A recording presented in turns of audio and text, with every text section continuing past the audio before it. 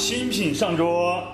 好嘞，师傅的好菜来喽！这肯定好吃，先喝锅吧。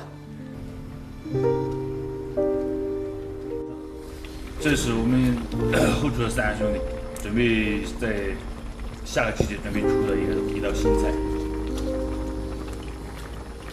这个汤是用那个牦牛熬出来的高汤。这个好吃，那个成本会怎么样呢？成本还是就是成本有点高，因为这个汤的话是纯牦牛骨汤嘛，炖的时候就要炖1天，差不多有光是煤气要用1罐，1罐煤气都是160块钱。这锅菜做下来太费力了，特别麻烦。客人才不管你麻不麻烦呢。这价钱不低高一点的，本钱都回不来。那价钱太高了，谁过来吃啊？是不是？好吃就有人来吃。这个虽然说特别好吃，但是它的成本就在那个地方。我觉得是不是应该咱们往后拖一段时间，然后到时候再定夺。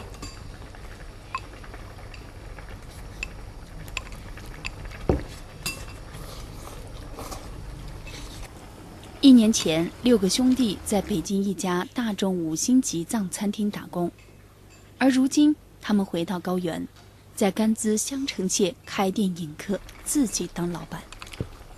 索南和武坚是这个团队的带头人，一个负责前厅，一个负责后厨。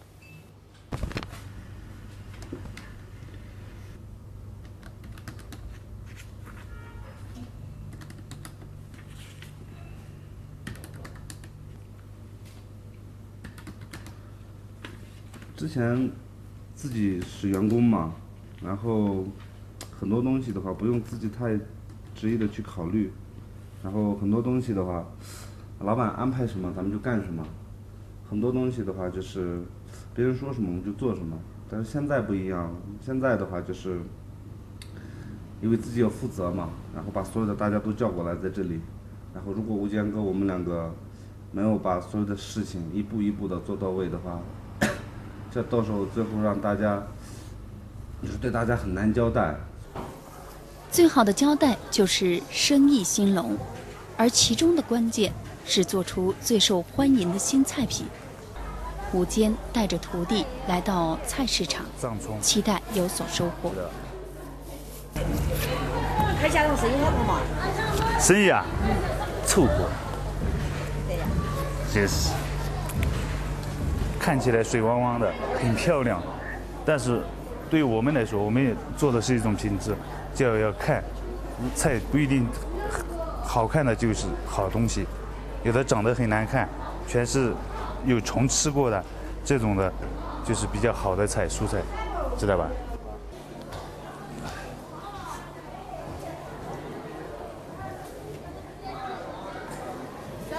丹增是武坚的小徒弟，从北京跟到香城，勤勤恳恳，如今在后厨独当一面。但是丹增腼腆，买菜选材的本事一直没长进。这葱怎么卖的？1块钱1把是吧？好的。选菜嘛，和选女朋友是一个道理，必须得要用心，然后慢慢的看啊，每一家的菜是什么样的，你要先去了解，除非你对这个市场很了解，基本上每一家你都知道了，然后你可以直接去再买，不然的话你必须得要选，看中了才能下手。好，谢谢。菜找到没呀？没找到那就不去了嘎。找不到。那个肯定难找那些菜。就是。其实特色菜不得行。好，谢谢啊。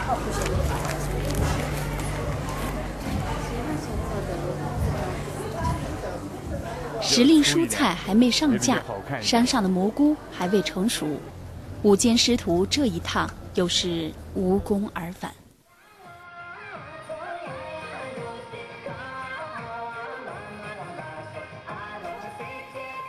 合适的新菜品久久不能推出，在索南看来，是因为6个兄弟对当地的情况不熟悉，所以在当地招人的事宜早不宜迟。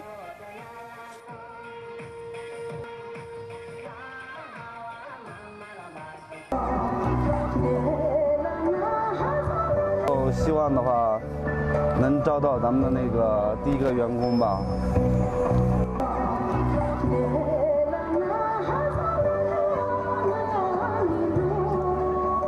之前也是在北京，刚开始的时候也是从洗碗开始的吗？是啊，大概洗了多久？ 6、7个月了吧？啊，其实跟我也一样，我们刚开始的时候也是从洗碗开始的。那我们现在好很多，因为毕竟虽然小，但是有自己的事业嘛。是啊。然后可以去打拼，然后觉得这样挺好的。我跟其他几个兄弟都聊过，然后就问过他，对未来的话就是有没有什么计划？啊，你是怎么想的呢？你一个电话就回来了，这几年他们兄弟好好干嘛，以后的路自然而然会有的。我现在的想法是，他们这个兄弟把全球拉姆做得最好嘛。对对对。我是作为我们几个兄弟的带头人嘛，我没有把握说把我们这个甲醛拉姆做得有多强有多大。我个人觉得我们现在所做的这个最大的价值的话，就是因为我们动起来了，是我们行动起来了，我们没有说空谈这个梦想，空谈这个理想。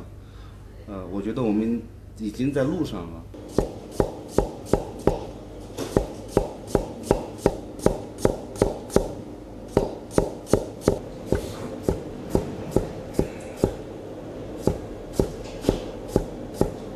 你好，说这是啥子嘛？我跟你说多少遍，这是你想料理和菜，这些不能放在一起的嘛。教了那么多遍，他教不会的，这个都传味儿来。你看这菜这样子一传味儿来做出来噻，我们做出来炒出来的菜都传味儿来了，那直接就成了垃圾食品，我啷子给客人上呢？说了这么久都教不会，这些细节上你不注意，那你学啥子呢？好的。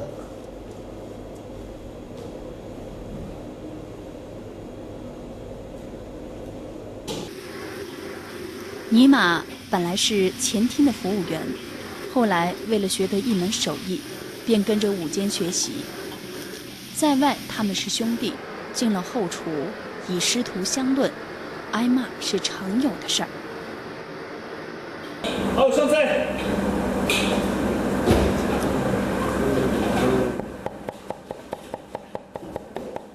我是跟第一代走出藏区的藏餐大师边巴师傅，一起学了3年，然后之后呢，我又和打杂师傅一起学了1年，然后随着之后我就个人在上海和北京这些地方也担任主厨，就这样一直走下来。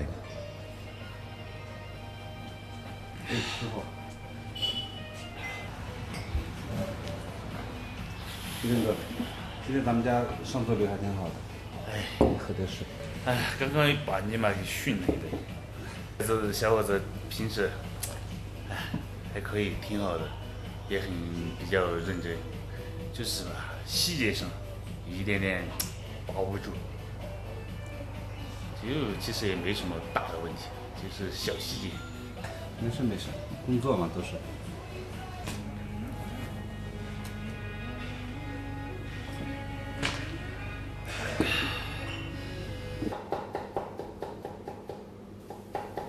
武坚对尼玛给予了厚望，因此在手艺学习上要求非常严苛。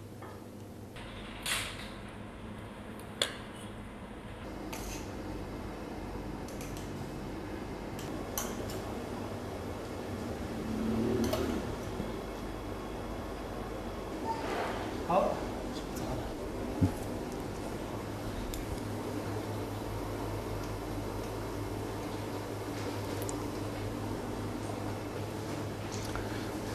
自己买单啊，这个菜。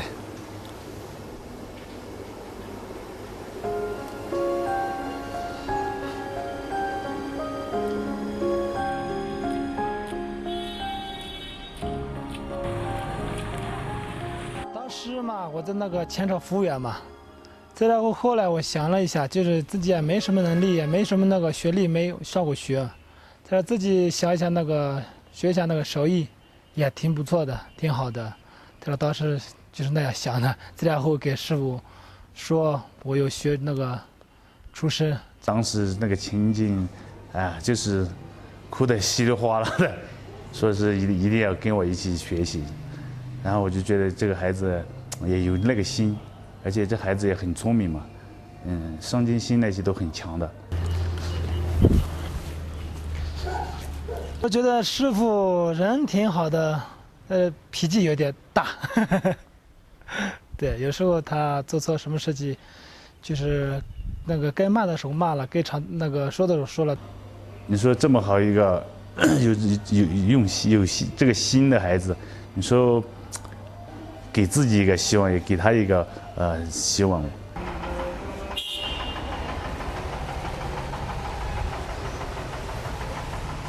哎，你好，您是雍措吗？好，对，我就是昨天给你打电话的。对，那个欢迎，我们餐厅在2楼，然后咱们上去聊吧。好，这边请。我们这个团队当时在北京，然后刚到香城，然后没多久。这边是我们的那个厨房跟包房，然后这边是茶楼，然后往里走嘛。这边是我们那个，你看上面，西餐跟那个藏餐都在这边。不去坐吗？咱俩。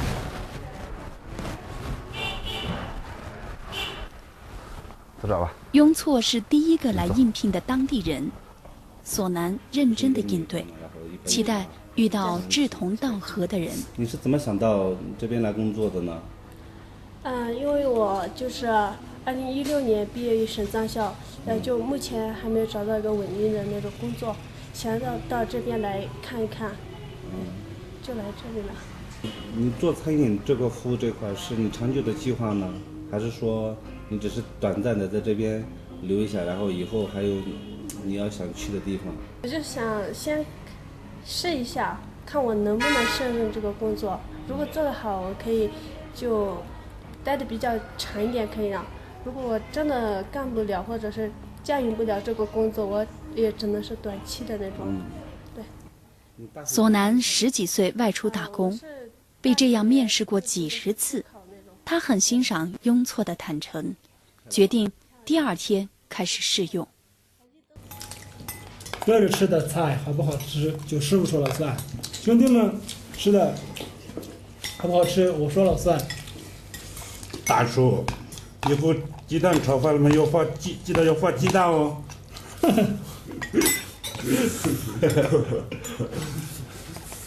鸡蛋。等这段时间忙完了，我们一起聚个餐，然后好好吃一下，好不好？不错是吧？好。苏来，库房里面油只有3桶了，你给成都那边卖的人联系一下，今年有油。昨天我跟那个快递公司有过通话，他们说现在路上下雨，然后就是路况不是很好，然后如果我们要进货的话，可能会很慢，就是看能不能就地取材呢这次。就地取材的话，你这边的那些油，它的质量没有保障，因为我们也不太清楚它那个，因为现在地沟油的超级多，所以说这卖的龙直接从那边进过来的话，这些上面要放心。索南今天就地取材的建议，让武坚有些放心不下。在忙吗？快忙完了。那你给我来一下吧。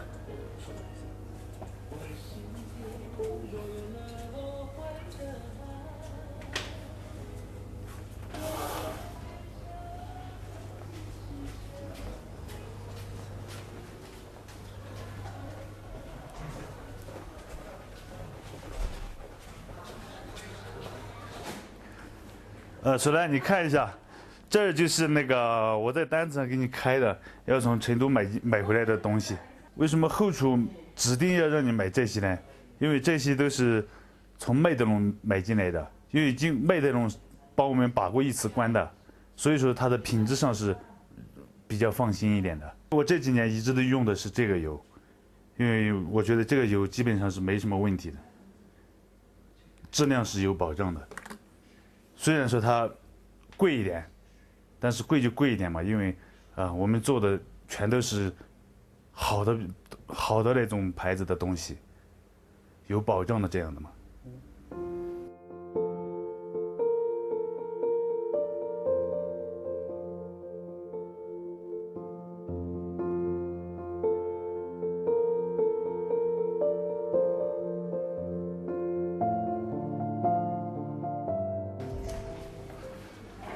索兰，刚刚你也看到了，我们后厨的成本真的是没办法再降下来了。但是当初是我们两个召集所有的兄弟过来的，如果这边生意不好，赚不到钱的话，我们俩也有点辜负大家。哎，我知道你很辛苦，但是我不希望你在我的这个调料这个上再打折扣了。你想一点别的办法。好。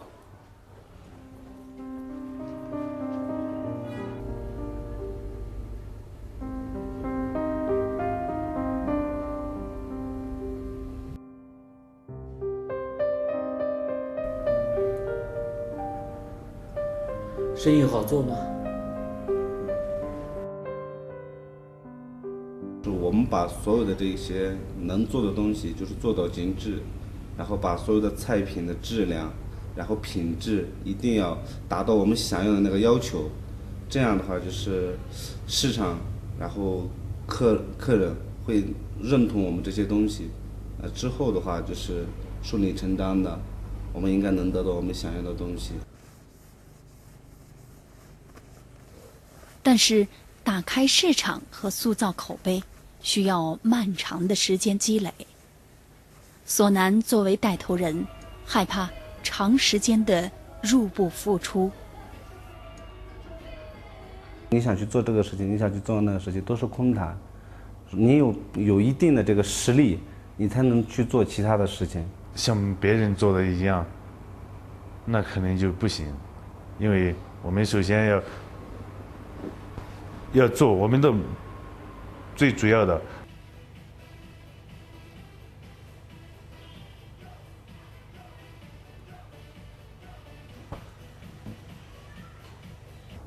其实刚开始的时候，我觉得不管是我，可能吴坚哥，可能也就是在想这个问题。其实我也想过，说那个把他们叫过来，就是会不会辜负大家。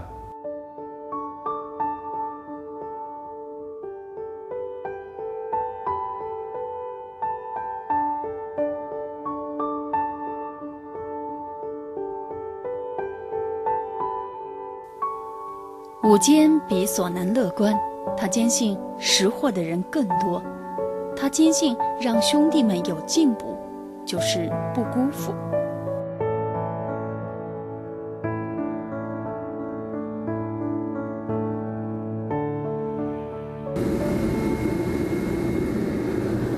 这先焯水，水一定要烧开了再放这个鸡腿，你知道吧？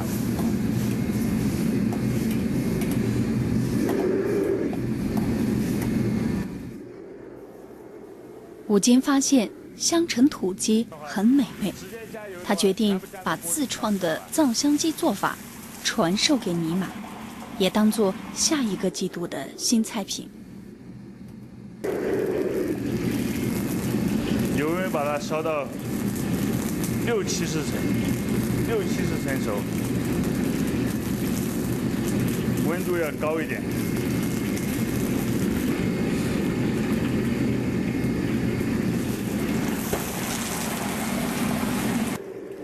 要成为一名合格的厨师，除了自身的努力，还少不了前辈的提点。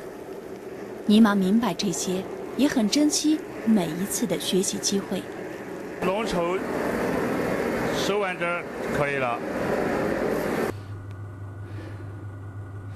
尼玛，你尝一下这个菜。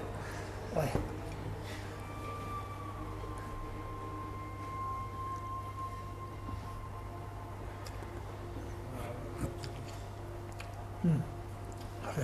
你觉得怎么样？好吃。好的。这个菜是我09年的时候在北京创的一道新菜。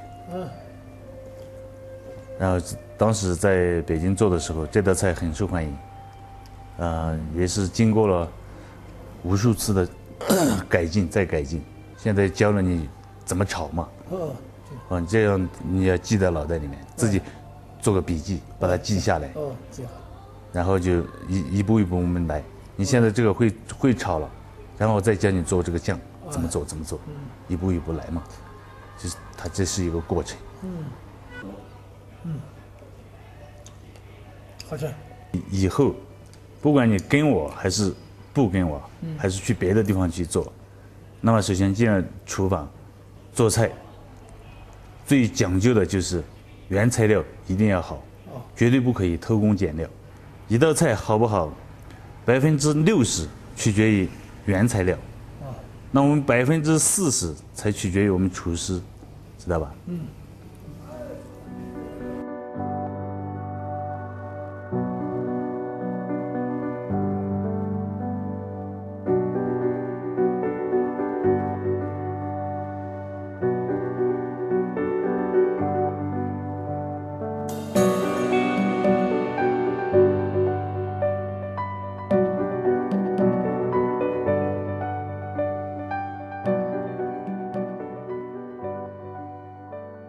我们现在所做的这个最大的价值的话，就是因为我们动起来了，是我们行动起来了，我们没有说空谈这个梦想，空谈这个理想，我觉得我们已经在路上了。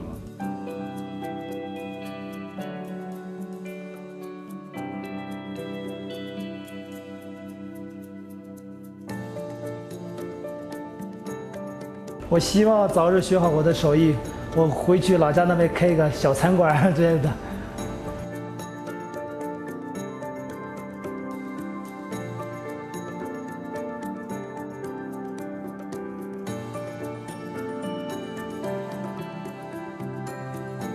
我现在是一名前厅服务员，但我的梦想是当一名外科的医生。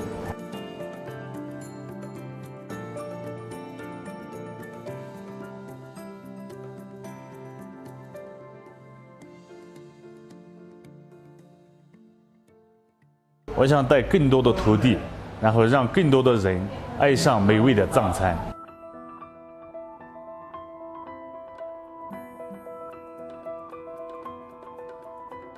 我只想把现在的活干好。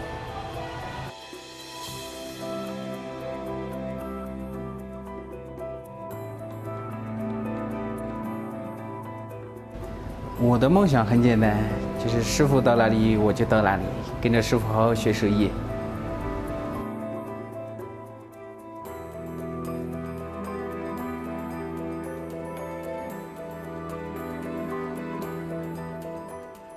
梦想是带着所有的兄弟开更多的那个甲醛拉木。